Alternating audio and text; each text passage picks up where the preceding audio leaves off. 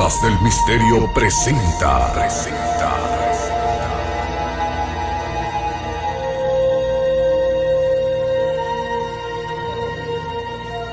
1948, el espectacular choque de un ovni.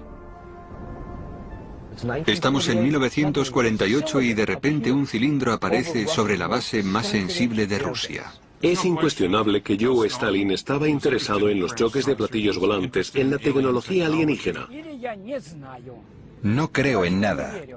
En este caso, sé que los ovnis visitaron Kapustin Yar. Kapustin Yar estaba en lo alto de la lista de instalaciones que Estados Unidos estaba controlando en Rusia. Vamos a atravesar la alambrada de Kapustin Yar para desvelar por primera vez las historias detalladas, clasificadas y documentadas del choque de aquel ovni. ¿Acaso la investigación que siguió a este hecho contribuyó a que los soviéticos ganaran la carrera espacial?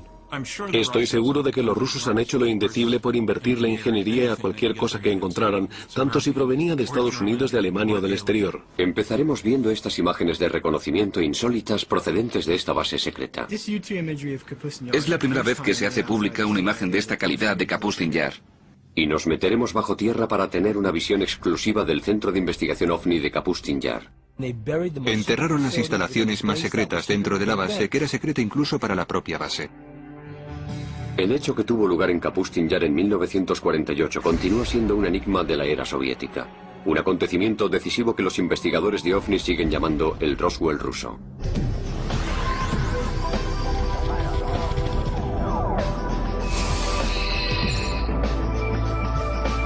El Roswell ruso. Este es el Kapustin Yar, unas instalaciones militares extremadamente secretas localizadas a 96 kilómetros al sureste del antiguo Stalingrado y a 800 kilómetros al sur de Moscú. Construido según las directrices personales de Joseph Stalin, se trata de las instalaciones militares más antiguas de Rusia. Sus actividades a lo largo de los últimos 60 años han avivado la polémica sobre lo que de verdad sucede detrás de estos muros. Kapustin Yar, o Vladimirovka, como se le conocía en un primer momento, fue y sigue siendo el primer centro espacial ruso. Me llamo Vladimir Seminov y he trabajado durante 26 años para la KGB. En Kapustin Yar todo era un secreto, no hay nada en él que no sea secreto. Me llamo Sergei Khrushchev y soy hijo del antiguo primer ministro de la Unión Soviética, Nikita Khrushchev. Algo menos de un año después del accidente de Roswell que copara los titulares de todo el mundo, muchos creyeron que esta base rusa podía haber vivido encuentros históricos y un choque único con un ovni. 19 de junio de 1948, media tarde. Según los informes, el controlador aéreo de Kapustin Yar ve aparecer un objeto extraño en la pantalla de su radar. En ese mismo instante, un piloto de un MiG, a unos 10 kilómetros al sur de la base, ve un ovni alargado y plateado con forma cilíndrica que se dirige hacia él. Llama por radio a la base y comunica que le está cegando una luz muy clara. Un piloto ruso vio el ovni en 1948 e intentó atacarlo, lo cual tuvo consecuencias muy negativas para ambos. Al piloto le cegaron los rayos de luz que emitía el ovni. Se cree que, siguiendo órdenes directas del comandante en jefe de la Fuerza Aérea Soviética, Zigarev, el piloto persiguió al ovni durante unos 3 minutos antes de lanzar un misil que consiguió finalmente abatir al objeto.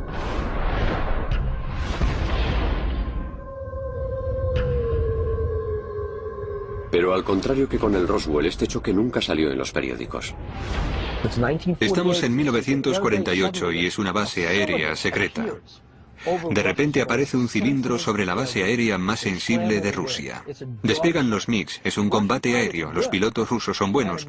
Puedo ver aquel avión colocándose encima de la nave, los MiGs disparando sus cohetes mientras el arma de rayos de partículas hace explotar el MiG y ambos caen. Los informes indican que el piloto cegado, en un último intento por recuperar el control de su MiG, fue golpeado por las armas del objeto y murió dentro de su avión. ¿Qué utilizaron los alienígenas que estaban lanzando? Lo que probablemente estuvieran utilizando fue un arma de rayos de partículas. Sabemos lo que usó el MiG, que era lo que los rusos utilizaban entonces.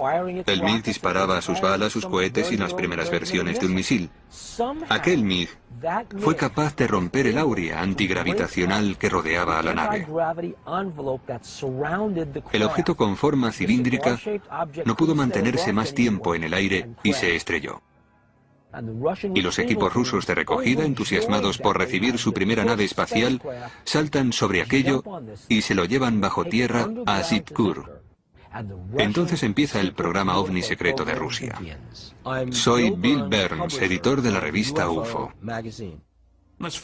Afrontémoslo, todo el mundo quiere echarle el lazo a un platillo volante. Es una fuente maravillosa de armas y de sistema de defensa. Soy Stanton Friedman, soy físico nuclear, profesor y ufólogo. Este choque de 1948 es uno de los muchos extraños acontecimientos que han convertido a Kapustin Yar en una versión incluso más mítica que el Roswell de Estados Unidos y el Área 51.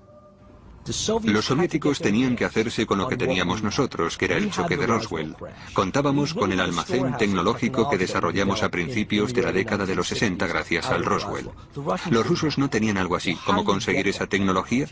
No viene caída del cielo. Hay que buscarla. Y los rusos la buscaron embarcándose en misiones suicidas. Cualquier cosa que pudieran hacer sus pilotos de MiG para abatir una nave extraterrestre, valía. Desde el momento de su construcción a principios de 1940, Kapustin Yar ha estado envuelto en el secretismo. Es un lugar en el que se dice que enviaban a los investigadores más importantes de la Unión Soviética y a los especialistas científicos y militares para desarrollar tecnología de alta gama para la Guerra Fría y armamento.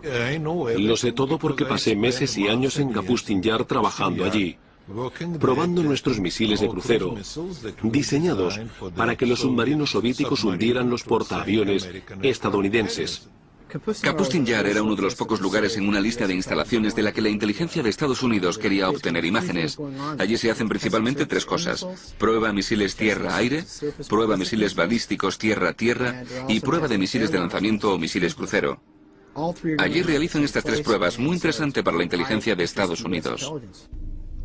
De hecho, el edificio de la base era tan secreto que cuando el ejército soviético se inquietó al pensar que una ciudad estaba demasiado cerca, sus residentes fueron evacuados y la ciudad fue simplemente eliminada. El nombre de la ciudad: Zhitkur. Zhitkur era una pequeña ciudad a pocos kilómetros del complejo de pruebas de Kapustin Yar. Probablemente lo que sucedió es que los rusos decidieron que, como la gente veía las pruebas que se estaban realizando, lo mejor era cerrar aquella ciudad.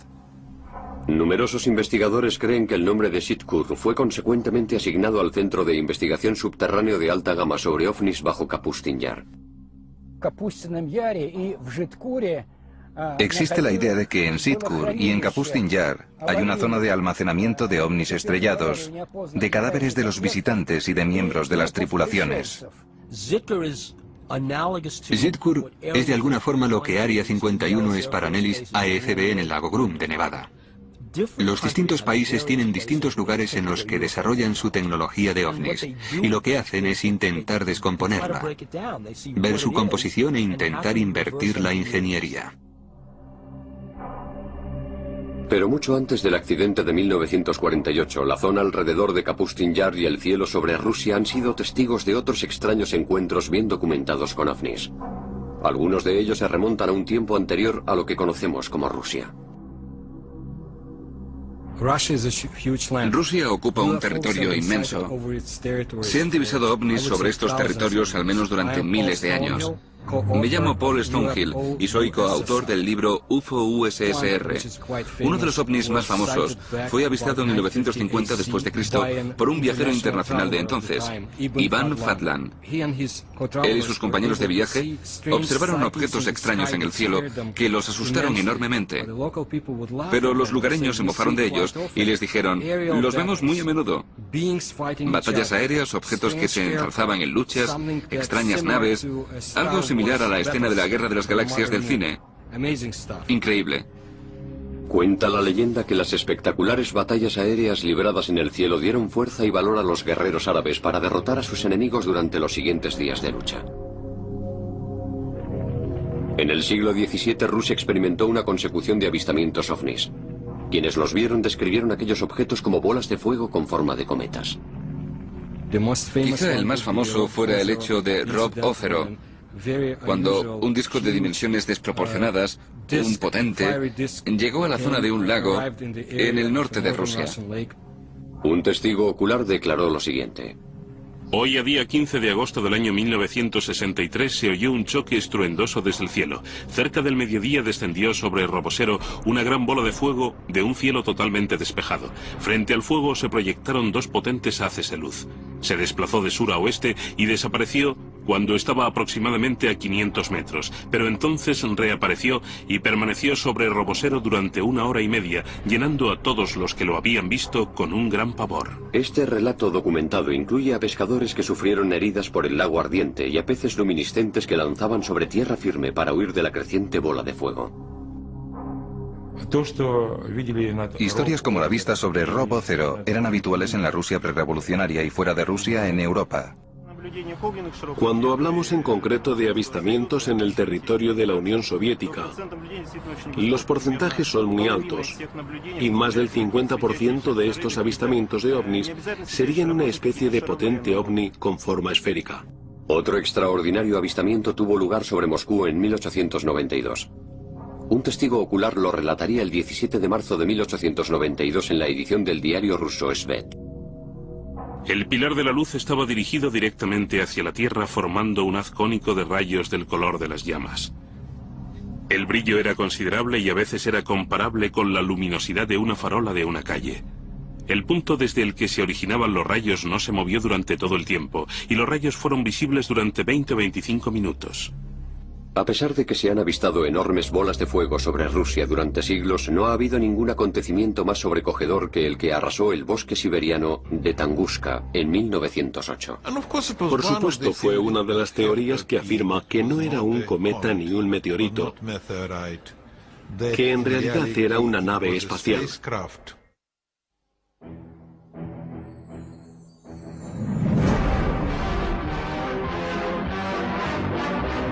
Hurtling through the solar system, a speck of cosmic dust strikes the Earth. Commonly, these meteors are vaporized by friction in the atmosphere. This is part of the story of one that wasn't. A meteor that landed in 1908 in Siberia with the destructive force of an atom bomb. 30 de junio de 1908. Aproximadamente a las 7 de la mañana, el apacible bosque de Tunguska en Siberia es golpeado por una explosión ensordecedora que hace temblar la Tierra. La explosión poseía la fuerza de una bomba de hidrógeno de 40 megatones. Inmensos árboles arrancados como si fueran ramitas. La explosión diezmó aquel denso bosque. La repercusión de la explosión se sintió incluso en Europa occidental y en un principio se creyó que había sido causada por un meteorito gigante que había golpeado la Tierra. Mi conclusión personal es que se trataba de, digamos, una manifestación de la madre naturaleza, pero no había ninguna inteligencia detrás de lo que sucedió allí.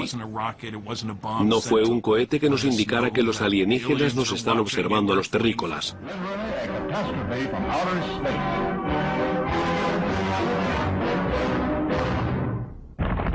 No obstante, los investigadores de ovnis afirman que aquella devastadora explosión había sido el resultado de un meteorito. ¿Por qué no se encontró ningún cráter en Tunguska o en sus proximidades? Esto es algo que hoy en día los científicos no pueden explicar.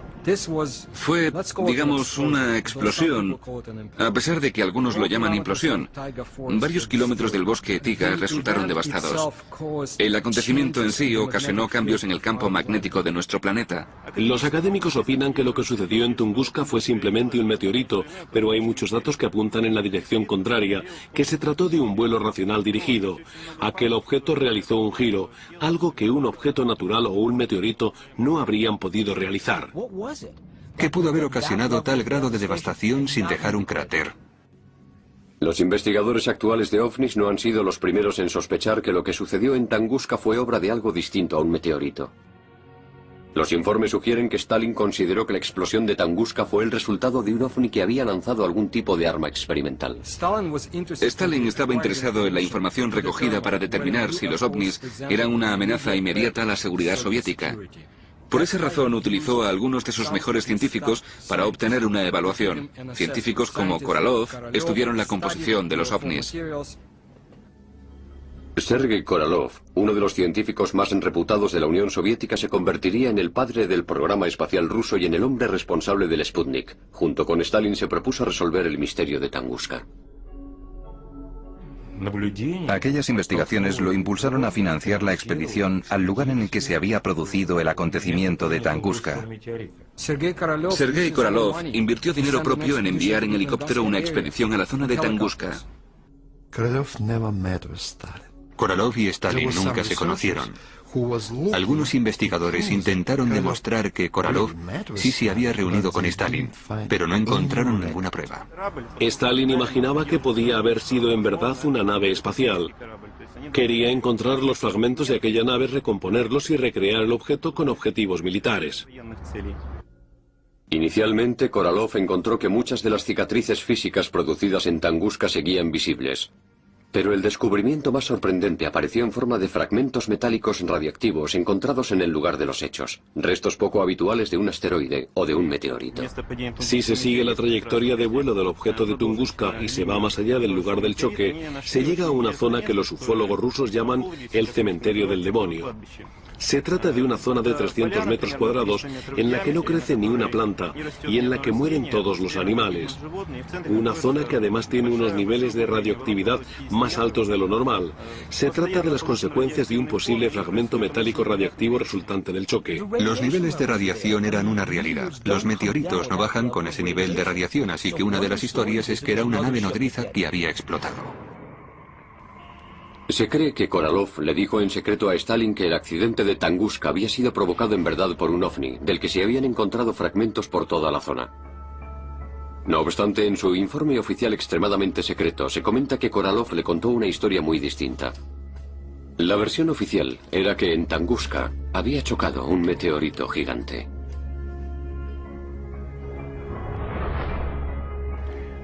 Es decir, que si la información es útil para la burocracia, perfecto. Si no, no existe. ¿Y a dónde se llevaron los fragmentos radiactivos de Tunguska? Algunos creen que las pruebas fueron enviadas a la base subterránea de Kapustin Yar, Sitkur.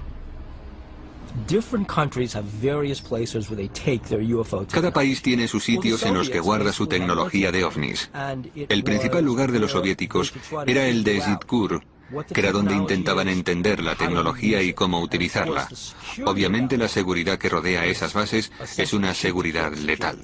¿Es posible que el equipo de científicos de Stalin que estaba en el laboratorio subterráneo de Sitkur estuviera utilizando restos del OVNI para avanzar en sus primigenios programas espaciales y de defensa con misiles? Tenían a un par de personas, un par de hombres dirigiendo el programa que se ocupaban de los avances del programa espacial. Soy Fred Kulik de Caltech. El líder del programa espacial estaba en contacto directo con Stalin y posteriormente con Khrushchev. En su búsqueda por adquirir la tecnología OVNI para derrotar a los estadounidenses en la carrera espacial, se ha publicado que los oficiales militares soviéticos ordenaron a los pilotos de los MiGs que abatieran a los OVNIs igual que en la Segunda Guerra Mundial, justo antes del choque de 1948 del Roswell ruso. Eso nos da una doble preocupación sobre los OVNI. Por un lado, quieres que la nueva tecnología supere a la tecnología aérea del otro. Y por otra, necesitamos estar alerta de sus novedades. Al final, lo que quieres es que tus chicos lo abatan. En su búsqueda por adquirir la tecnología OVNI para derrotar a los estadounidenses en la carrera espacial, se ha publicado que los oficiales militares soviéticos ordenaron a los pilotos de los MiGs que abatieran a los OVNIs igual que en la Segunda Guerra Mundial, justo antes del choque de 1948 del Roswell ruso. La CIA tenía agentes en la Unión Soviética en 1950 que afirmaban haber visto ovnis. La CIA estaba muy interesada en lo que estaba pasando en la Unión Soviética. En las primeras etapas de la Guerra Fría, el lugar soviético de pruebas militares de Kapustin Yar se convirtió en un hervidero de la actividad secreta. Una actividad en la que se incluían pruebas de armas avanzadas de misiles y de cohetes. Es decir, que después de la Segunda Guerra Mundial y del desarrollo de la bomba atómica no fueron capaces de construir pequeñas armas atómicas, así que tuvieron que hacerlos relativamente más pequeños, mucho mejor que ellos. Es decir, que desde el principio planificaron grandes cohetes, y eso, en verdad, les dio ventaja en el programa espacial. Los rusos tenían uno de los trozos de papel más espeluznantes que he visto en uno de los 20 archivos que he visitado. En él se decía que los rusos habían hecho más progresos en los últimos 18 meses en el desarrollo de armas nucleares y en los métodos de producción que lo que se había pensado durante 5 años. Y hablamos de 1951.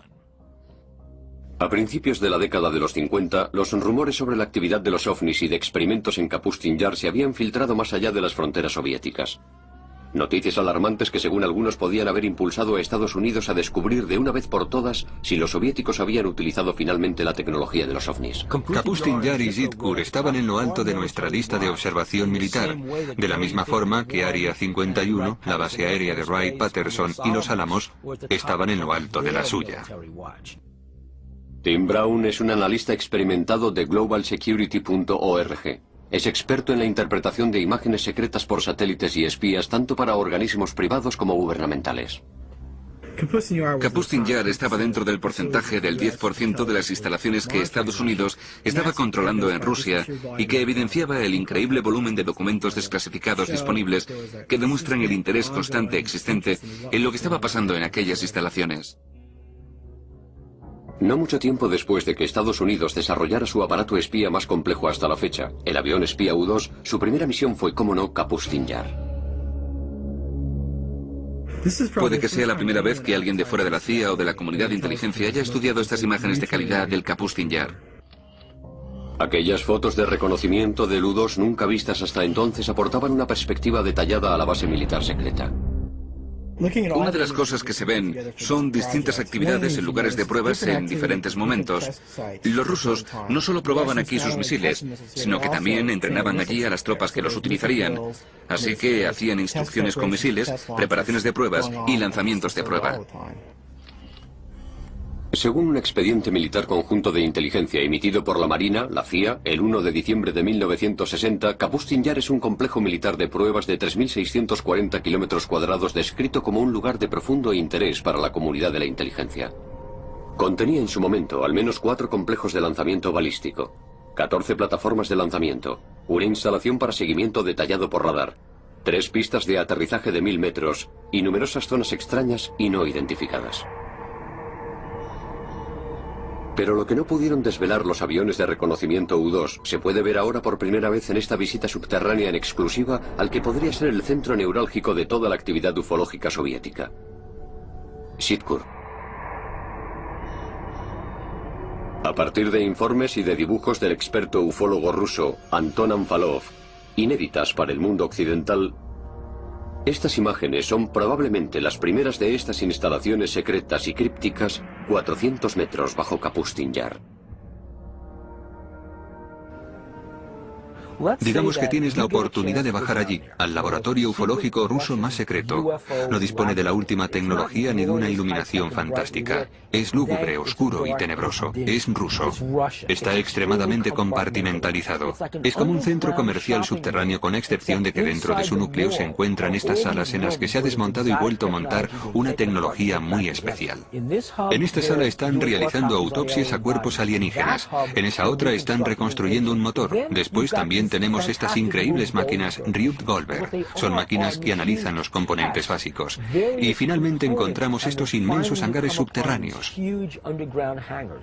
Lo que más llama la atención es que en estos hangares no hay aviones, sino estas grandes naves con forma cilíndrica, en varias etapas de despiece después de algún choque. Lo que harán con ellos es invertir la ingeniería. Eso es lo que podemos ver en esta base.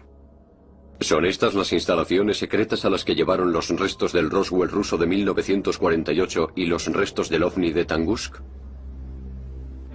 No puedo negar los rumores sobre los llamados ovnis capturados. Los soviéticos intentaron recuperar los fragmentos perdidos de sus pruebas secretas. Les vendría bien decir, sí, hemos atrapado ovnis, tenemos un ovni. Pero, ¿qué sentido tendría que guardaran tanto secretismo sobre los ovnis? ¿Es posible que estas instalaciones experimentales escondidas tan celosamente estuvieran especializadas en la ingeniería inversa con el objetivo de acabar con Estados Unidos? Si Kapustin Yar es donde se está realizando un trabajo tan avanzado de cohetes, naves, armamento, armas por láser y otros elementos de ese tipo, donde es impredecible la alta seguridad y un buen entorno para los científicos y para instalaciones computerizadas, uno tiende a pensar que allí es donde están llevando a cabo sus investigaciones avanzadas sobre ovnis. No ovnis 101 o 404, eso es algo natural. Y por supuesto tendrías bases subterráneas, protección contra naves intrusas y estarías atento a los aviones U-2. Otro dato misterioso de Kapustin Yar es que hay muchas figuras extrañas en el terreno. ¿Es posible que Stalin y Korolev hubiesen dispuesto estratégicamente aquellas figuras para atraer ovnis a la base? Algunos investigadores creen que los rusos podrían haber tomado prestada esa idea de las antiguas civilizaciones. Se dice que las pirámides habían sido construidas con formas geométricas y con diseños destinados a atraer a los habitantes de otros mundos. Si observamos Kapustin Yar desde el aire, hay muchas instalaciones y demarcaciones, formas que para un ojo no experto parecerían formas de otro planeta. Puede que se parezcan a algo visto en las culturas de Sudamérica, o en la cultura maya, o a círculos de cultivo.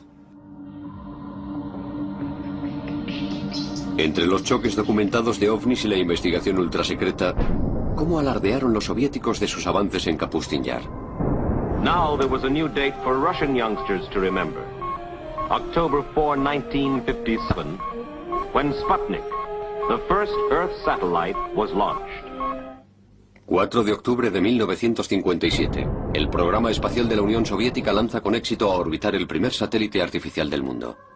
In the history of the Earth, no other event had captured the imagination of so many people as this first step into space.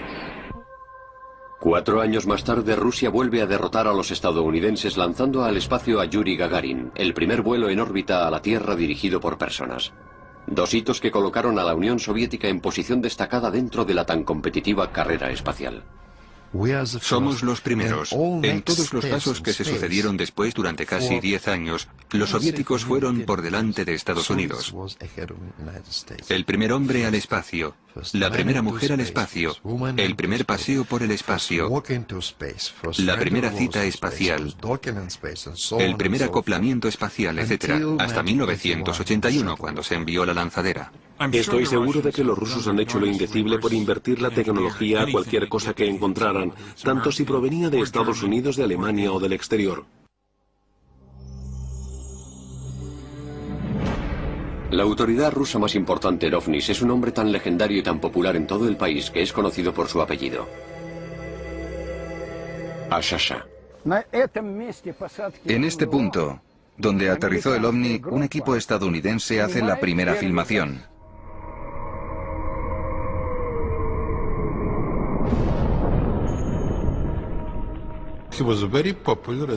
Era muy conocido en plena actividad ufológica en la Unión Soviética, a finales de la década de los 60 y 70. En aquel momento no estaba permitido, pero tampoco restringido hablar sobre esto. Ashasha inventó el canal de historia para hacer una visita exclusiva a un lugar documentado del choque de un ovni, no muy lejos de donde se produjo el choque de 1948 del Roswell ruso. Yo me tuve que quedar aquí, exactamente en este sitio. Utilizando 2 varillas de cobre, Ashasha empieza la visita comprobando la energía ambiente que el lugar del choque sigue emitiendo hoy.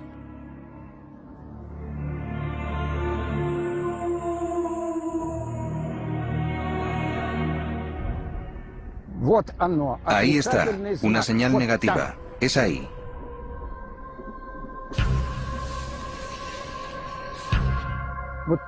Ahí abajo, por allí.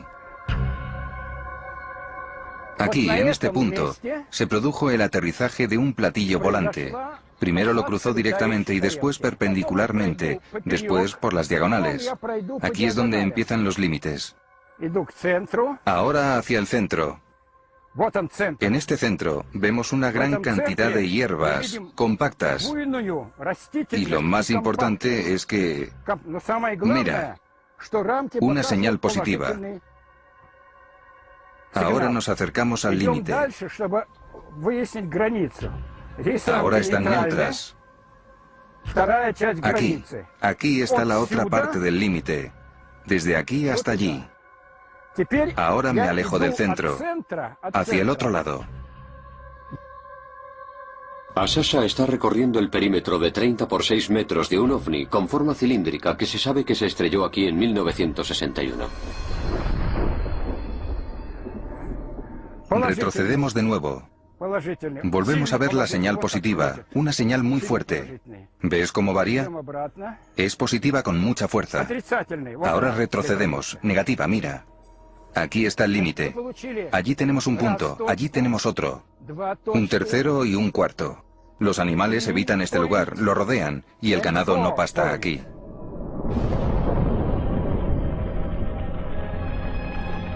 Sí, hay una energía desconocida que, como demuestra la experiencia, afecta a la gente de forma negativa.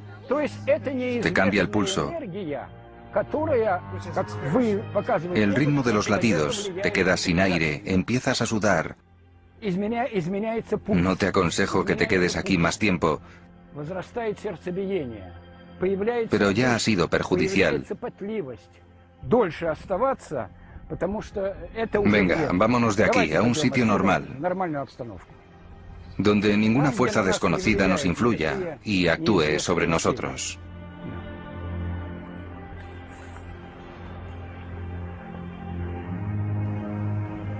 La descripción de Ashasha del choque de este ovni fue apoyada por un habitante del pueblo cercano de Sodnia, que al ver a Ashasha nos contó su relato sobre el avistamiento del choque por su ventana, que da a este lugar a menos de 180 metros. Примерно часа 4-5 вечера. Eran las 4 o las 5 de la mañana, muy tarde, y de repente mi madre gritó. Dijo, mira eso. Había una especie de bola, una esfera volando. Después dijo, seguro que es un platillo volante. Era una esfera roja, grande y enérgica. La esfera sobrevoló las vías del tren y descendió hasta el valle del río Skutnia. Allí abajo, más allá del río. Los expertos como Ashasha creen que los hechos ufológicos como este choque o el choque en 1948 del Roswell ruso hicieron que se abriera una caja de Pandora sobre el Kapustin Yar, lo que desembocó en lo que algunos llamaron una guerra en los cielos de Rusia. Los pilotos solían recibir órdenes desde tierra para que defendieran el espacio aéreo y para que abatieran a los ovnis. Otras veces el ovni era quien empezaba terribles ataques. Lo que más me intriga acerca de los rusos son las supuestas luchas aéreas entre ovnis. He leído testimonios al respecto. Algunos luchaban en el aire. Quizá la prueba más irrefutable de los choques entre MiG soviéticos y ovnis sobre Kapustin Yar procede de primera mano de la piloto de pruebas más famosa, Marina Popovich. Una heroína nacional, una cosmonauta. Quizá la Chuck Yeager de Rusia.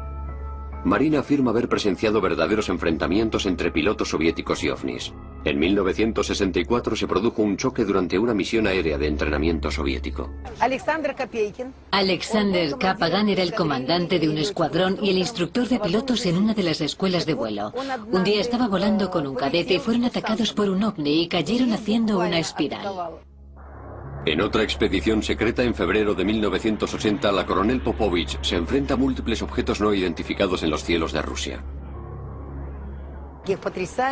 Vi 3 bolas de fuego, 3 luces increíbles formando un triángulo. Las vi pasar rápidamente. Otro piloto de pruebas de MiGs, el coronel Vyatkin Lev Mikhailovich, accedió a contar en primera persona y en primicia para nuestras cámaras su experiencia. 7 de agosto de 1967, 6:30 de la tarde. El coronel Mikhailovich informa de que su MiG ha sido atrapado súbitamente en pleno vuelo por un ovni.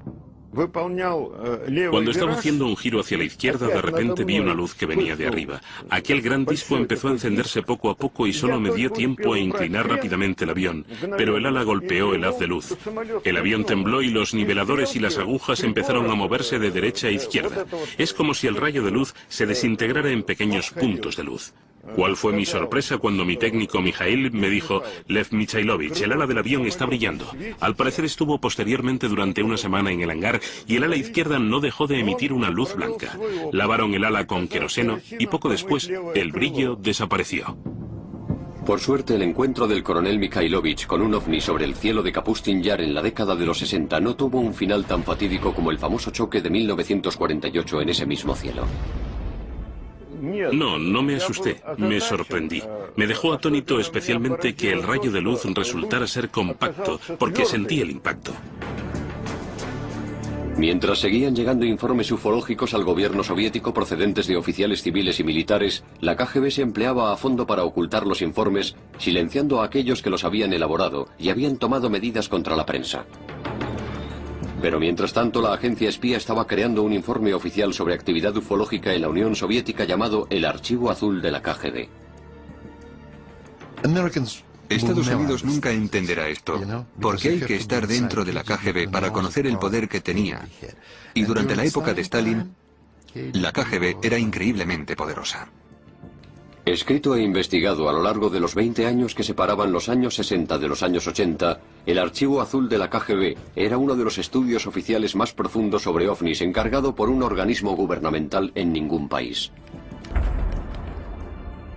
El Archivo Azul de la KGB es una colección de documentos de 124 páginas publicada en 1990. Creo que esto no es todo lo que ha visto la KGB, y no soy el único que lo cree. El Archivo Azul recogía miles de informes sobre avistamientos ovnis, sobre combates aéreos y sobre accidentes, y todo descrito con gran lujo de detalles.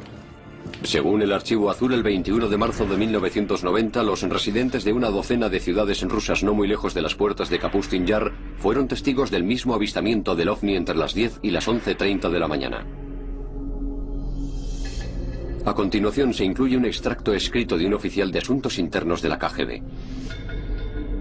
Tras obtener información precisa, se estableció que un número destacado de residentes de ciudades cercanas había visto con sus propios ojos un ovni, y en algunos casos dos. Uno de esos testigos había visto un rayo de luz que salía del objeto y que iluminaba la superficie de la Tierra. Si hay tantos rumores y se comenta tanto sobre ovnis, más tarde o más temprano el gobierno hablará con su departamento de inteligencia para ver qué está sucediendo. Y la KGB tuvo que crear ese archivo con todas las publicaciones de lo que habían visto los testigos, o que creían haber visto. ¿Es posible que aquel accidente de 1990 haya sido una simple prueba militar enviada desde el suelo, desde Kapustin Yar? ¿O se trata quizá de otro accidente relacionado con ovnis? Si la Unión Soviética no hubiera sucumbido bajo su propio peso a principios de la década de los 90, los escalofriantes relatos que acabamos de oír de encuentros en primera persona y cerca de Kapustin Yar habrían permanecido como un peligroso secreto más de la era soviética.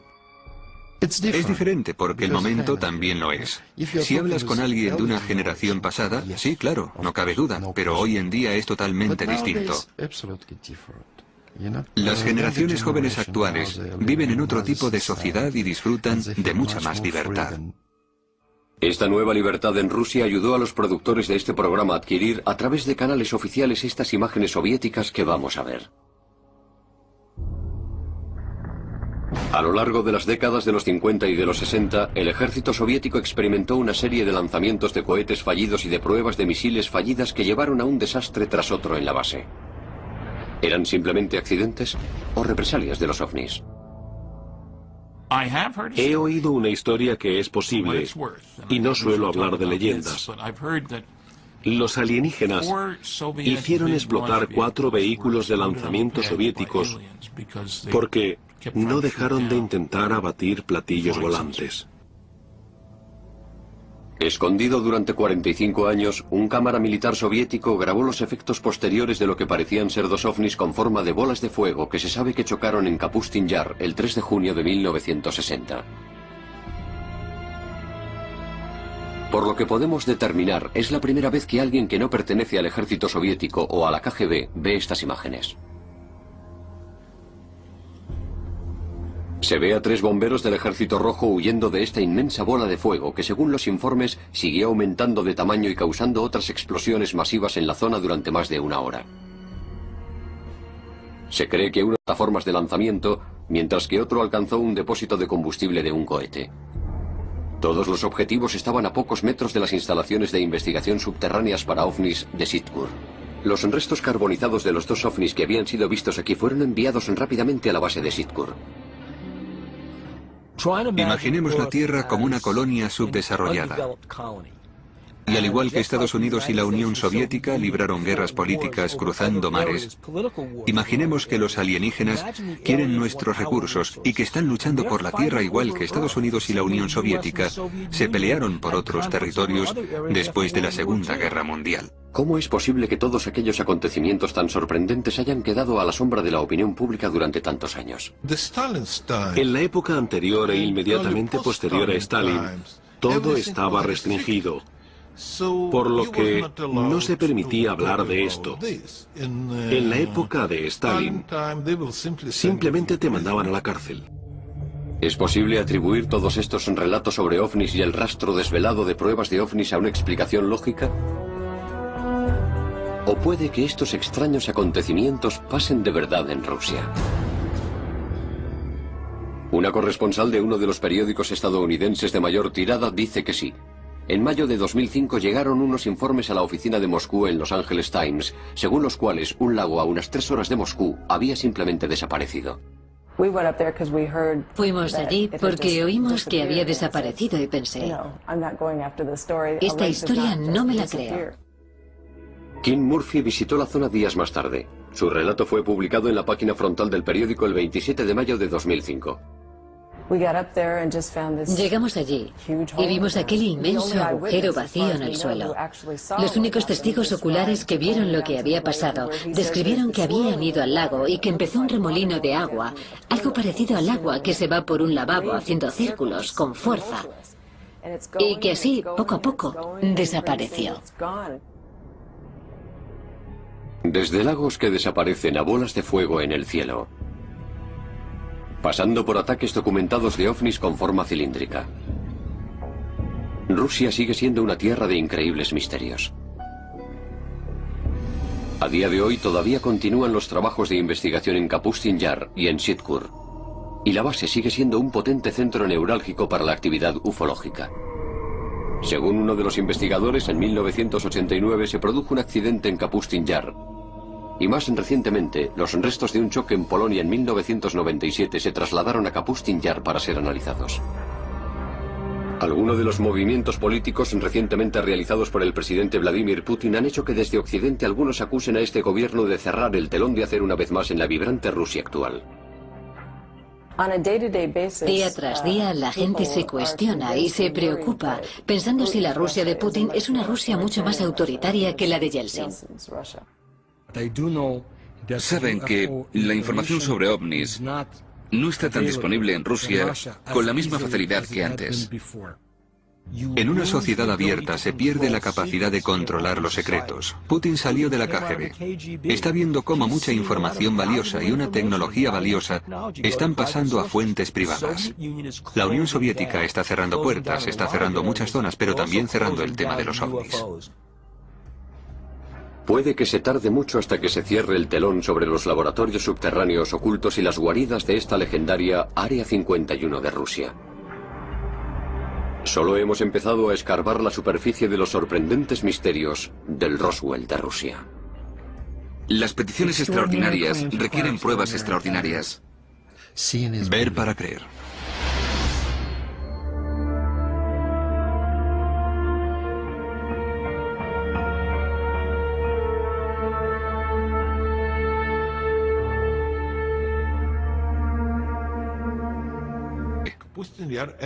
En Kapustin Yar todo era un secreto, no hay nada en él que no sea secreto. Me llamo Sergei Khrushchev y soy hijo del antiguo primer ministro de la Unión Soviética, Nikita Khrushchev. Algo menos de un año después del accidente de Roswell que copara los titulares de todo el mundo, muchos creyeron que esta base rusa podía haber vivido encuentros históricos y un choque único con un ovni. 19 de junio de 1948, media tarde. Según los informes, el controlador aéreo de Kapustin Yar ve aparecer un objeto extraño en la pantalla de su radar.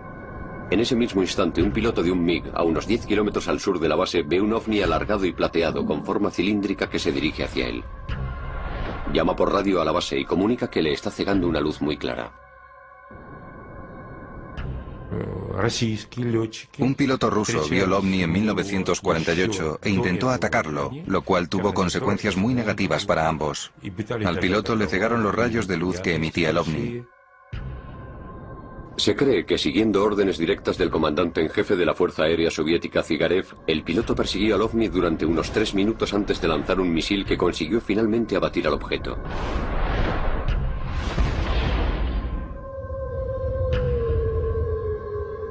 Pero al contrario que con el Roswell, este choque nunca salió en los periódicos. Estamos en 1948 y es una base aérea secreta. De repente aparece un cilindro sobre la base aérea más sensible de Rusia. Despegan los MiGs, es un combate aéreo, los pilotos rusos son buenos. Puedo ver aquel avión colocándose encima de la nave, los MiGs disparando sus cohetes mientras el arma de rayos de partículas hace explotar el MiG y ambos caen. Los informes indican que el piloto cegado, en un último intento por recuperar el control de su MiG, fue golpeado por las armas del objeto y murió dentro de su avión. ¿Qué utilizaron los alienígenas que estaban lanzando? Lo que probablemente estuvieran utilizando fue un arma de rayos de partículas. Sabemos lo que usó el MiG, que era lo que los rusos utilizaban entonces. El MiG disparaba sus balas, sus cohetes y las primeras versiones de un misil. Aquel MiG fue capaz de romper el áurea antigravitacional que rodeaba a la nave. El objeto con forma cilíndrica no pudo mantenerse más tiempo en el aire y se estrelló.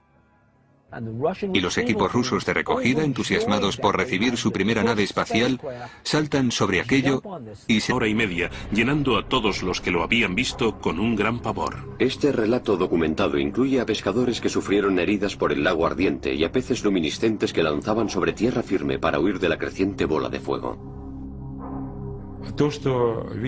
Historias como la vista sobre Robo Zero eran habituales en la Rusia prerrevolucionaria y fuera de Rusia en Europa.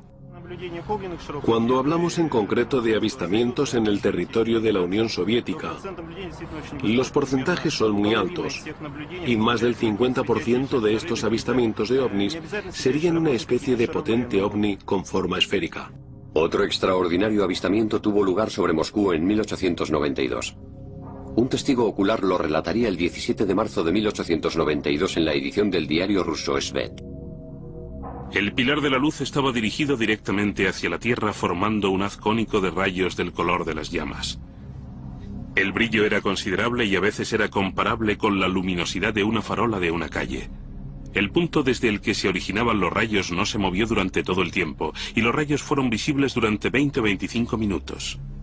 A pesar de que se han avistado enormes bolas de fuego sobre Rusia durante siglos, no ha habido ningún acontecimiento más sobrecogedor que el que arrasó el bosque siberiano de Tunguska en 1908. Por supuesto, fue una de las teorías que afirma que no era un cometa ni un meteorito, que en realidad era una nave espacial.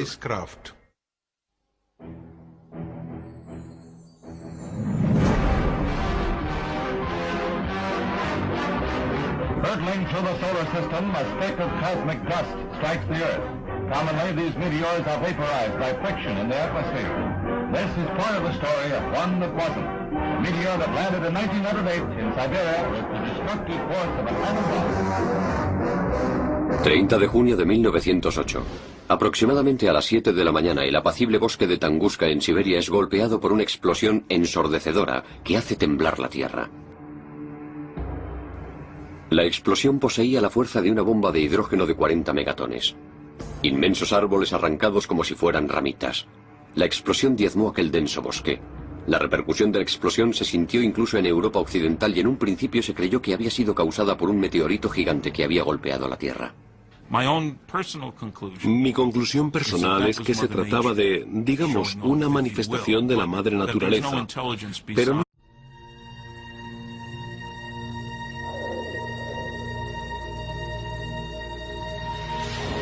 Ondas del Misterio presenta.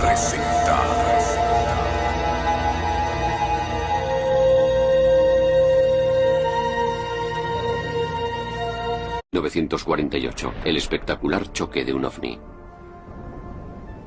Estamos en 1948 y de repente un cilindro aparece sobre la base más sensible de Rusia.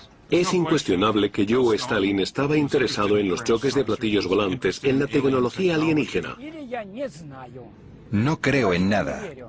En este caso, sé que los ovnis visitaron Kapustin Yar. Kapustin Yar estaba en lo alto de la lista de instalaciones que Estados Unidos estaba controlando en Rusia.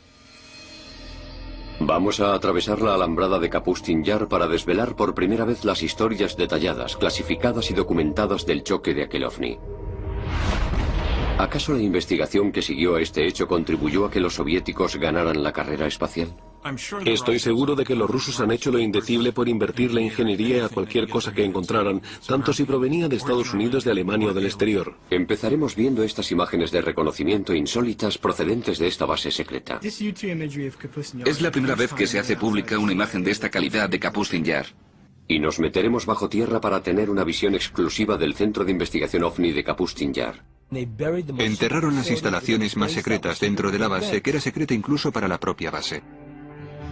El hecho que tuvo lugar en Kapustin Yar en 1948 continúa siendo un enigma de la era soviética.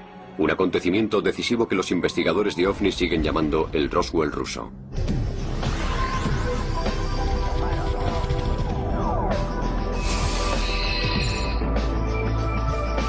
El Roswell ruso. Este es el Kapustin Yar, unas instalaciones militares extremadamente secretas localizadas a 96 kilómetros al sureste del antiguo Stalingrado y a 800 kilómetros al sur de Moscú. Construido según las directrices personales de Joseph Stalin, se trata de las instalaciones militares más antiguas de Rusia. Sus actividades a lo largo de los últimos 60 años han avivado la polémica sobre lo que de verdad sucede detrás de estos muros. Kapustin Yar, o Vladimirovka, como se le conocía en un primer momento, fue y sigue siendo el primer centro espacial ruso. Me llamo Vladimir Seminov y he trabajado durante 26 años para la KGB. Existe la idea de que en Sitkur y en Kapustin Yar hay una zona de almacenamiento de ovnis estrellados, de cadáveres de los visitantes y de miembros de las tripulaciones. Sitkur es de alguna forma lo que Área 51 es para Nellis AFB en el lago Grum de Nevada. Los distintos países tienen distintos lugares en los que desarrollan su tecnología de ovnis, y lo que hacen es intentar descomponerla, ver su composición e intentar invertir la ingeniería. Pero mucho antes del accidente de 1948, la zona alrededor de Kapustin Yar y el cielo sobre Rusia han sido testigos de otros extraños encuentros bien documentados con ovnis. Algunos de ellos se remontan a un tiempo anterior a lo que conocemos como Rusia. Rusia ocupa un territorio inmenso. Se han divisado ovnis sobre estos territorios al menos durante miles de años. Me llamo Paul Stonehill y soy coautor del libro UFO-USSR. Uno de los ovnis más famosos fue avistado en 1950 después de Cristo por un viajero internacional de entonces, Ivan Fadlan. Él y sus compañeros de viaje observaron objetos extraños en el cielo que los asustaron enormemente. Pero los lugareños se mofaron de ellos y les dijeron: los vemos muy a menudo. Batallas aéreas, objetos que se ensalzaban en luchas, extrañas naves, algo similar a la escena de la Guerra de las Galaxias del cine. Increíble. Cuenta la leyenda que las espectaculares batallas aéreas libradas en el cielo dieron fuerza y valor a los guerreros árabes para derrotar a sus enemigos durante los siguientes días de lucha.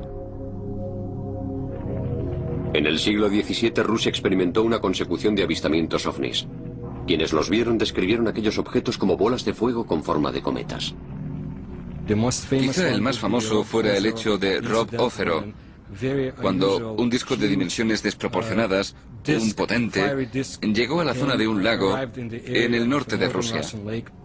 Un testigo ocular declaró lo siguiente: Hoy, a día 15 de agosto del año 1963, se oyó un choque estruendoso desde el cielo. Cerca del mediodía descendió sobre Robosero una gran bola de fuego de un cielo totalmente despejado. Frente al fuego se proyectaron dos potentes haces de luz. Se desplazó de sur a oeste y desapareció cuando estaba aproximadamente a 500 metros. Pero entonces reapareció y permaneció sobre Robosero durante una hora. Lo llevan bajo tierra a Sitkur. Entonces empieza el programa OVNI secreto de Rusia. Soy Bill Burns, editor de la revista UFO. Afrontémoslo, todo el mundo quiere echarle el lazo a un platillo volante. Es una fuente maravillosa de armas y de sistema de defensa. Soy Stanton Friedman, soy físico nuclear, profesor y ufólogo.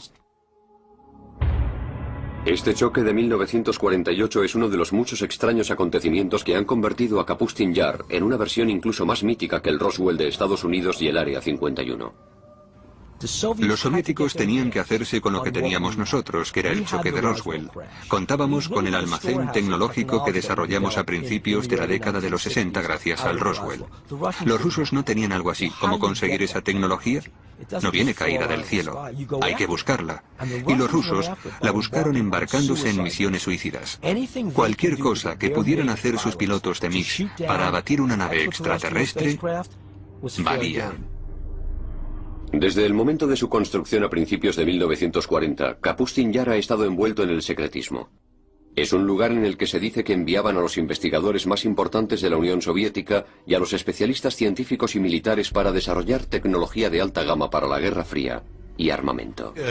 Lo sé todo porque pasé meses y años en Kapustin Yar trabajando allí, probando nuestros misiles de crucero, diseñados para que los submarinos soviéticos hundieran los portaaviones estadounidenses. Kapustin Yar era uno de los pocos lugares en una lista de instalaciones de la que la inteligencia de Estados Unidos quería obtener imágenes. Allí se hacen principalmente tres cosas: prueba misiles tierra-aire, prueba misiles balísticos tierra-tierra y prueba de misiles de lanzamiento o misiles crucero. Allí realizan estas tres pruebas, muy interesante para la inteligencia de Estados Unidos.